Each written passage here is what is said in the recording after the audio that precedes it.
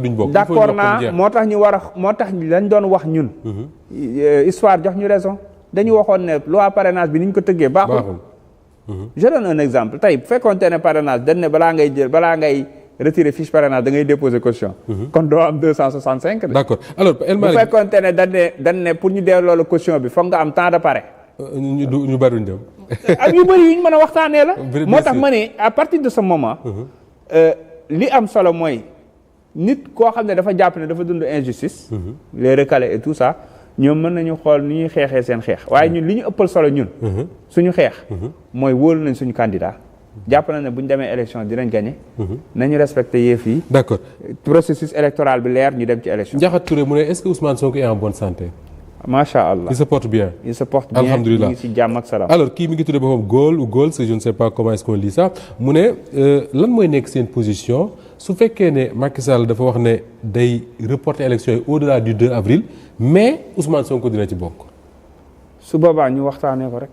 xam nga la moo am solo. encore une fois. ñun dañu rester sur les principes. xam nga ñun dañoo waxoon nous sommes contre le report. est-ce que tere na report am. waay. bu fekkee tant que mu ngi am majorité. moo tax mode élection assemblée bi ñu ne dañ koy xool ñun bu ñu ñëwee. mais jamono yi falee député. ah oui. bu boobaa di nga am député askan bi doo am député du peuple député du président. président Macky Sall bu fekkente ne daf na day reporter. la ñu war a xeex ci yoon dinañ ko xeex. d'accord la ca des mbirum askan wi la. à partir de ce moment. scénario bu ñëw. comme ni ko président Ousmane Sonko defee. pare ngeen. mais ñun li dama ne la. fii ci mim réew. élection du fi am te ñun du ñu am candidat. d'accord alors Abdou Samb mu ne su coalition Diomaye gagné est-ce que la vérité sera mise sur la table de la justice mooy li ñu doon waxtaanee sànq. waaw yaakaar naa tontu naa ci ba pare. d'accord Iba Thiam mu ne pourquoi le journaliste Pape Alé Niang et les autres qui sont sous contrôle judiciaire ne sont pas libérés en enlevant les bracelets électroniques et les autres restrictions parce que ils sont nombreux am na ci ñoo xam ne mënuñu tukki Pape Alé ci la bokk. son passeport mënu ko jot ba léegi pour mën a génn ci réew mi yow bi ngay ñëw fii bracelet nga takk ne wax nga sànq ne ba léegi mënoo dem Jolof yaa ngi tudd sànq Waly Diouf Bodian ak ñu moom bureau lañ ko may ak këram ak ñu bëree bëri est-ce que justement ak lii am ni mënuñu leen a delloo seen i kii ñu dem seen yoon. waaw non jàpp naa ne comme ni ñu wéy di wax rek. mooy te wax dëgg yàlla bu fekkente ne ci 2 jours génn nañ 305 xëy na semaine bii dinañ libérer ñi ci des ñëpp. on peut espérer à partir de demain. et à partir de ce moment. ñu mën a gis ne benn ci combat yi nga xam ne ñu ngi ko doon mëne. yàlla defal nañu ci sutura defal nañu ci ndam mooy tous les prisonniers politiques. dellu nañ ci seen njaboot. des na am na ñu des. waaw non loolu laay wax dama ne bu ñu libéré ñi des ñëpp. d'accord bu boobaa ñu ci semaine bii. waaw à partir de ce moment ñun mën nañ jàpp loolu. te loolu la ñuy continuer di xeex. ngir ñu libérer tous ces détenus politiques. moo xam ñi nga xam ne contrôle judiciaire la. moo xam ñi nga xamante ne dañu am bracelet waaye surtout prioritairement ñi nga xam ne. caabi da leen féete ginnaaw. d'accord alors Bassirou Dieng moom question tontu nga ci léegi mais ma lire ko rek mu xam ne jot nañ ci dafa wax ne est-ce que la coalition Diomaye président a des représentants dans tous les bureaux de vote y compris les coins les plus reculés du Sénégal pour protéger le vote pour sécuriser le vote wax nga ko sànq. alors ñu dem directement ci kii tuddee boppam CRISPA mu ne concernant les bavures policiers yi Sénégal yi. wax dëgg yàlla bu manifestation amee nit ñi dafa xale yi ñu bari dañ koy jooy mu ne est-ce que FDS yooyu nga xam ne dañ leen a identifier ne ñoom ñooy les auteurs de ces bavures là si jamais le pouvoir change dem ci seeni loxo dañ leen di poursuivre wala déet. moi ce que j'ai dit. du changer c'est-à-dire que ñun mënuñu nekk di xeex. émission wu exécutif bi ci judiciaire bi. ba pare bëgg a ñëw di réitérer la même chose. ce qu'on a dit c'est très clair. On a un programme qui propose des réformes importantes sur tous les secteurs dont la justice. su ñu ñëwee dinañ ko def ba justice mën a def liggéeyam. képp koo xam ne teg nañ la naka su dul noonu nga dem porter plainte mu mën a am suite du am kumba am ndey du am kumba amul ndey.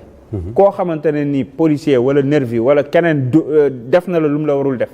nga dem porter plainte mais yoon def liggéeyam. encore une fois yi ñu ci identifié et tout d'autant plus que ñun on a fait nos preuves tey loolu lu ñu yàgg a wax la lu ñu yàgg a xeex la. injustice bi am ci réew mi jaay doole bi am ci réew mi ainsi de suite. ñun ñu nekk victime loolu. on est yaakaar naa apte et bien préparé. à éviter de pareilles situations dans le futur bu ñu jëlee réew mi waaye tamit à réparer les injustices les inéquités ainsi de suite. loolu yëpp ci suñu programme incha allahu rabbi dinañ ko réaliser. Abdou Badji moom nee na dafa gis benn tweet boo xam ne Mame Birame Wathie moo ko def malheureusement moi j'ai pas vu le tweet mais daal li mu ci wax nee na dafa gis Mame Birame bind ne Macky Sall dafa renforcer les pouvoirs de l'OFNAC. jox leen pouvoir garde à vue je ne sais pas je pense pas que Mame Birame noonu la ko bindee mais li mu bëgg a laaj rek mooy lu Macky Sall di préparer et est-ce que ragalu leen mu dissoudre le conseil constitutionnel. wax dëgg yàlla nit moom mënoo nettali géntu jàmbur. xam nañ ne scénario yi mën a am bëri na sànq bi ma lay wax ne ñun dañuy comme niñ ko doon defee parce que bu ñu liggéeyul woon ci scénario tey du ñu am candidat. dëgg la. dissoudre conseil constitutionnel ak. préparé wu ngeen à cette éventualité là xaar balaa veille nga démissionné yooyu yëpp ñun wax dëgg yàlla anticiper nañ ci di ci liggéey encore une fois li ma la wax benn obligation lañ am ñun. mooy présenter aux Sénégalais un candidat de manière très lucide. situation bu ñëw on fait une analyse lucide xool lan moo gën. parce que suñu ko deful woon. du ñu am Bassirou Diomaye Faye tey. président Ousmane Sonko bi nga xam ne ñun ñëpp. y compris Bassirou suñu liggéey yëpp lu ñu nekk di liggéey depuis 2014. c'était de le présenter aux Sénégalais ñu tànn ko mu jiite les destinées de ce pays. liñ koy teg di ko teg yëpp terewul mu am lucidité wu. ne man ala kulli xaal. projet bi laay jiital. d'accord donc damay liggéey ak ñi ma àndal ci ay plan ci ay stratégie moo tax xeex bi jeexagul stratégie yi jeexagul parce que xamaguñu tant que fixé wuñu datu élection bi fi ñu toll nii kenn mënu laa wax nu yëf yi di demee bu ñu respecté constitution bi bu fekkente ne doxal nañ li nuñ koy waxeeti conseil constitutionnel encore une fois ma wax ne conseil constitutionnel xëy na mënoon nañu yombalal yëf yi dëgg yàlla fixé date defu ko Macky Sall dina wax ak candidat yi parce que kenn xamul benn scénario mën nga dem 12 candidats ne la ñoom jekkooku ñu dañoo bëgg ñu reporter looy def mën nga dem c'est-à-dire que y a tellement de choses yoo xamante ne ni mën na xew ëllëg mais lii ñu am ñun obligation mooy lu ci jaarul yoon ñu xeex ko askan wi yëpp xam ne lii xeex nañ ko waaye tamit du tere ñuy fagaru ba scénario bu mën di am ñu am candidat. mais même si on va au-delà du 2 comme ni ko waa ji tuddee boppam maam di laajee vous êtes prêts xam am na préparé ngeen pour. nous sommes prêts devant tout type de scénario. d'accord waaye nous sommes pour le respect strict de la loi. d'accord am na peut-être on aura l'occasion xëy na si Diomaye Faye sort de génn prison d'ici là ñu teg ko fii pour waxtaan ci programme am xëy na boobaa moom dina mën a wax largement ci programme on peut faire des émissions typiquement programme. mais ce serait intéressant mais mënoon nañu wax ci mbay mën nañu wax ci leneen effectivement mais damay tijji rek yam ci c'est El Hadj Diop qui me dit ça mu ne Moustapha transport. El Malick nan lañ mën a régler le problème du transport au Sénégal fexe ba Dakar dootul nekk benn capitale boo xam ne ñëpp fi la ñuy dankalikoo. yaa ngi commencé régler problème bi de. ku xëy suba Ndiaga Ndiaye yi fi lañ jëm si car rapide yi fi lañ jëm si bus yi fi lañ jëm si saxaar gi fi la jëm si comment faire pour régler cette question de. du transport xam nga bi ñu lancé TER bi. ak BRT bi damaa taxaw ci émission yi bëri. ma ne leen buñ ci yokkoon ay avion taxi sax. problème mu embouteillage du réglé wu Dakar. avion taxi mais El Hadj Diouf proposé na ko. waaw non bul yàq émission bi problème mu transport. du jóg au contraire day yokk. te yaakaar naa ne BRT baa ngi koy firndeel. xam nga lu tax. sëriñ bi dañu war a liggéey ci ay phase xëy na am na lu ne këtt lu ne jonn lu ñu war a def. mais gis nga lii régler problème mu transport fii ci Dakar maanaam ci anam yu wër durable mooy une bonne politique de décentralisation. créer d'autres villes par exemple. mais nit ñi bu ñu mënee dellu seeni gox dañuy dellu waaye ci yan anam la ñuy delloo ak lan lañ fay fekk. soo ñëwee nga créer des pôles de développement économique. un découpage économique du territoire. nga fexe ba le secteur primaire nga moderniser ko. liggéey ko diversifier li nga xamante ne ni mooy les semences et tout. moderniser agriculture bi. def ay réformes agraires. permettre aux paysans. ñu mën a am droit ci seen sol bien encadré bien sûr. di ko mën a utiliser pour en guise de ay hypothèques ak ay yu ni mel pour ay garantie pour di mën a am ay financement nga accompagner loolu yépp fexe ba irrigation bi am fexe ba accès à l'eau yomb. ainsi de suite di nga permettre tey nga am agriculture boo xam ne lépp loo soxla ci réew mi mën nga ko fa bayee parce que réew mi yàllaa dogal ne lépp fii ñore. à partir de ce moment nga moderniser ko. nga am un président comme le président Ousmane Sonko ou comme Bassirou Diomaye Faye bi nga xam ne bu waxee ne askan wi nañu dem dellu ci mbay mi ñu dellu te yaakaar naa Bassirou loolu bu ñu ko waxee ñu mën koo gëm gis nañ position bi mu amoon ci affaire u Ndingler beeg yu ni mel. à partir de ce moment nit ñi dinañu nangoo dem retour à la terre. mais doo ci yem parce que da ngay def ay unités de transformation en fonction de chaque pôle. lan moo nekk ñoom seen principale activité ak lan moo nekk ci lan la ñu spécialisé wu. culture rizière la culture arachide la culture légumière la ainsi de suite. si tu as là-bas des chambres froides des unités de transformation industrielle et cetera tu crées de la valeur ajoutée. Les gens vont y retourner ils vont construire dans ces zones-là. Tu es en train de freiner l'exode rural mais surtout retour au bercail. bu ko defee. nga gën a mën a defar Dakar parce que nit ñi dunduñu Dakar dañuy survivre. en réalité.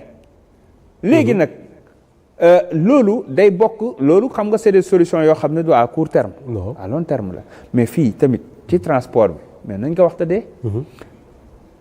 mais primo l'histoire des véhicules. fii cocktail la construction. Si on avait bien appliqué les textes de l'urbanisation wala de l'urbanisme. Oui. mais mënoo di tabax ay immeubles te doo tabax ay parking souterrain. c'est pas possible ñëpp di gaare ci kaw tali yi ak trottoir yi. Oui. ça doit être dañ ko war a exiger.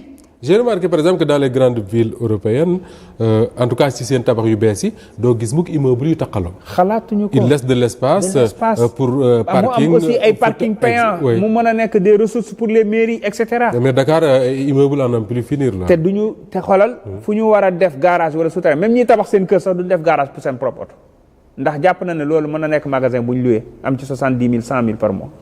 donc code yooyu noonu yëpp respecté wuñu ko régulation transport bi. xam nga. gis naa ne ñu jeexal gis naa ne ñu ngi ciy góorgóorlu di moderniser côté digital bi ak contravention yeeg yooyu. ne dañ koy digitaliser j'espère que dinañ ci yegg. mais tant que réglé wuñu problème mu CETUD problème mu immatriculation visite technique gu oto yi. problème mu ci yan anam la ñuy livrer permis yi. problème mu ci naka la ñuy réguler circulation bi. problème mu formé nañu personnel beeg policier yëpp mais jox nañ leen ay matukaay yoo xamante ne ni lii bu ñu ko defee parce que mbir mi soxlawul sori de boo defee ay benchmark dans des pays de la sous-région di nga gis ne ñoom réglé nañu seen problème transport. Est-ce que le train ne serait pas la solution? Le train c'est sur le plan peut-être territorial. jóge ci gox dem urbain am na. mais gis nga aussi. gis nga train yi bu fekkoonte ne def nañ ko ba nga mën a jóge fii Dakar dem Saint-Louis. jóge Dakar dem Thiès. jóge Dakar dem Kaolack et cetera. ñu bëri dañuy xëy si fii di wàcc di ñibbi. d'accord te loolu bokk na ci lu ngeen prévoir. mais bien sûr une toute dernière question El Malick parce que malheureusement les gens boo commencé di question day yónnee mais bii je viens de recevoir ça Assane Gueye boobu ko yónnee mu ne Mokhtar mooy laaj je ne sais pas de quel Mokhtar il s'agit mu ne est-ce que Sonko est prêt à se ranger derrière Diomaye s'il est élu. waaw Diomaye Sonko du moo tànn Diomaye. Diomaye di Sonko. loolu du question. d'accord. donc si Diomaye devient président Sonko sera au service de Diomaye. xam nga le président Ousmane Sonko. oui. nit ñi dama yaakaar ne dañ ko réere ba léegi. président Ousmane Sonko du nit koo xam ne. dafa jàpp ne moom par force dafa war a nekk président. déedéet dafa am yéene bu mu am ci réew mi nit ñee jàpp ne par force daa war a nekk président. c'est ça le contraire moom jàppul loolu. déedéet à partir de ce moment. à partir de ce moment ci la xamee ne li ëpp solo. mooy le projet. mu prévoir ay plans dont Diomaye yàlla dogal Diomaye plan wu Diomaye jàll. te président Ousmane Sonko ku seetaan vidéo bi mu pré-enregistré woon. doon wax ci pourquoi le choix de Diomaye question yu bëri dootoo ko.